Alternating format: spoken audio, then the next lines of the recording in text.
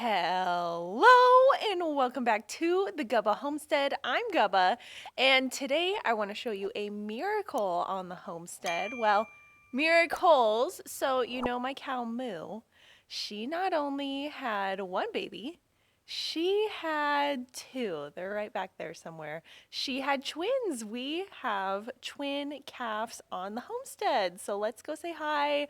I'll talk to you guys about everything, how it went, and it was absolutely crazy.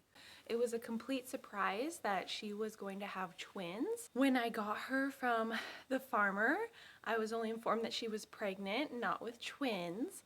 And then I knew her due date roughly, so I was keeping a good eye on her. I knew she was getting close because there were some signs of how the babies had dropped in her belly, she was holding her head low, she had swollen on her back end. And then one morning, she had them early in the morning, I came out here because my puppy was barking, and lo and behold, there was two sweet little babies. She has been an amazing mom. I actually have them in this barn. I put temporary fencing up on the front and the back to make sure that no predators get in and the babies are able to get milk, because if you put her out on pasture, she has been leaving the babies in the brush, which is normal, and then I have so much pasture that she was getting really far away from the babies were getting hungry, and it sort of became a mess. The best thing that I have done is put her in here with fresh hay and let her and her babies be. This little baby right here was the littlest of the twins. It's normal for twins for one to be smaller than the other, and actually with twins, those births can be really dangerous and high risk, and usually some of the calves will die, one or both of them, and I am so lucky and fortunate and blessed, and truly it was a miracle because I didn't know she was having twins and I wasn't here to see if she needed help. But Moo is such a large cow. The first day with this baby, I was just making sure that she was getting milk. Both of the babies are girls too. I don't think that I mentioned that. A super, super blessing to have both girls, because then they can become milk cows for me. And if it was just a male and a female, the female 90% of the time is sterile because the organs don't completely form. But I got two girls and I feel so abundantly blessed about that. So this is the bigger of the two babies and also darker. And they are just relaxing, they've been sleeping, and one thing I've been doing is also making sure to handle the babies, touch them, pick them up when they need help getting onto their mom. I had to help them find the udder and get milking, especially like right after they were born. Oh, this one's getting up. So I have just been making sure that they get used to humans, they get used to me actually, since I'm their farmer, so they're gonna go find Mama too. What's amazing is Mama is so good with me and is comfortable with me handling her babies.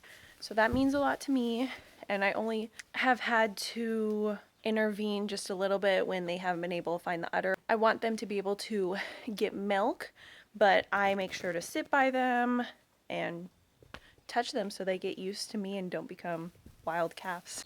Like I was doing with the other calf, I'll do on this one. Just come and pet, touch it, handle it. And they're really comfortable with me. And like I said, Mama's really comfortable with me. So I don't want them to become skittish of me, because I will have to handle them in the future. For when they're a dairy cow, I'm bringing them to the stanchion, I'm out in the field with them. They need to know me as their farmer mom. They're gonna go over to Mama. But they come up to me all the time and sniff me, and sometimes they come over looking for milk on my clothes, so I always have to redirect them. Moo is an absolute wonderful mom. She's always looking out for them. She even has a special moo that she communicates with them. It's really neat to watch that. I'd never heard her moo like that.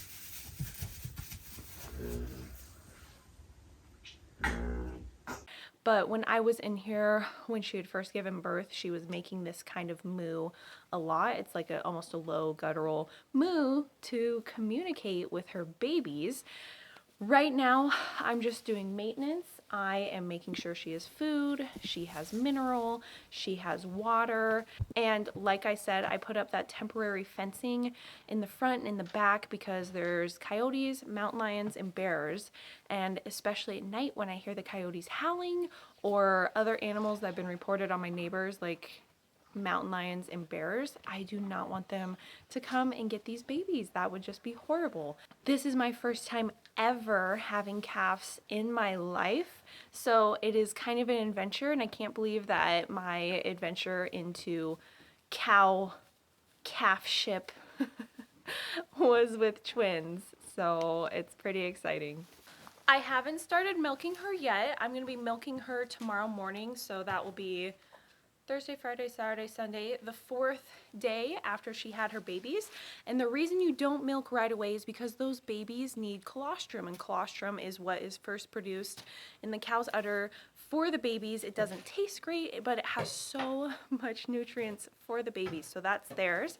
And then I'm gonna start milking her, so then help relieve her udder, because her udder is making so much milk right now, and she's gonna know how much milk to make for her babies, and then also the extra that I get, so I'm super excited about that. Also too, what's hanging out behind her is called afterbirth. After cows have birth, they clean themselves out, so the placenta comes out and then other membranes come out, birth membranes. So I watched her when I was in here after she had birth. She dropped her placenta.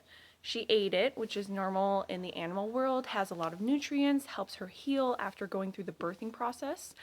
And she still has some hanging, and I've spoken with some farmers who have ranged in their days of how long to allow that to hang before doing intervention. And the problem with letting that hang for a long time is that it could get infected. Right now I am on day 3. I've already spoken with a vet about it, and if it gets to day 5, which will be Monday, they will come out, check things out. They were thinking that because she had twins, there's another placenta still in there, and that's not good. There could be an infection, and then that could cause issues with her breeding and having babies in the future, which would be a huge bummer, and I don't want her to get sick. So that's why I'm going to have a vet come out and take a look soon, next week. It's currently the weekend right now, and they said Monday, day 5 would be fine. I talked to my neighbors who had a dairy cow. They said their cow went 8 or in between 8 and 11 days.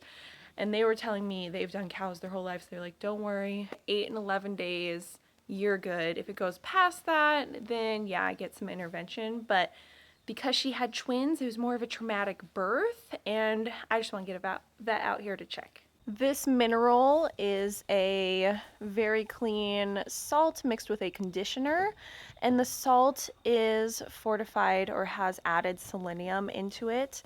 I got to make sure that she is getting enough selenium, which is a mineral, and that also has to do with her dropping the afterbirth. If cows are deficient in selenium, then it is more difficult for them to pass the afterbirth. So I have just been making sure she has plenty of mineral, and she's been enjoying it and getting it when she needs. Moo is a large milk producer. Oh man, when I was milking her, I was probably getting 3 gallons a day, and that was without having babies.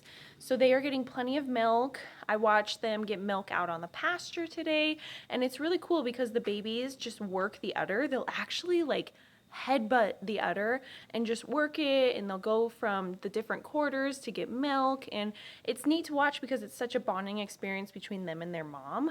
And I have just been making sure that they've been getting milk. That's been one of my priorities. So this little one is up and hungry, and they keep licking everything.